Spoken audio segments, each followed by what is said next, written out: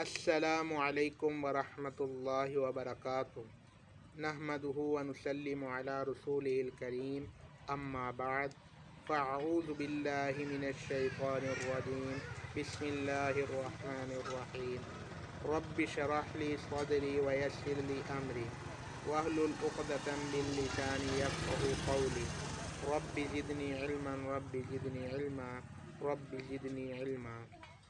ए अल्लाह मेरे इल्म में इजाफ़ा फरमा, ए अल्लाह मेरे इल्म में इजाफ़ा फरमा, ए अल्लाह मेरे इल्म में इजाफ़ा फरमा।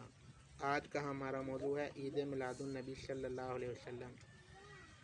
पहले मसला समझ लें। ईद का मतलब है कोई खुशी मनाना। नबी सल्लल्लाहु अलैहि वसल्लम ने अपनी विलादत की खुशी कैसे मनाई है। नबी सल्लल्लाहु अलैहि वसल्लम ने अपने विलादत की खुशी में रोज़ा रखा है। तो ईद का क्या मकसद है। ईद वाले दिन रोज़ा तो हराम है, इसलिए जो हजरात ईद की कहते हैं ईद मिलादुन नबी, उनको ईद का मकसद खुशी मनाना है। नबी सल्लल्लाहु अलैहि वसल्लम ने खुशी अपनी रोज़ा रख कर मनाई है, इसलिए ईद नहीं मनानी चाहिए, रोज़ा रखना चाहिए, क्योंकि नबी सल्लल्लाहु अलैहि वसल्लम ने रोज़ा रखा है।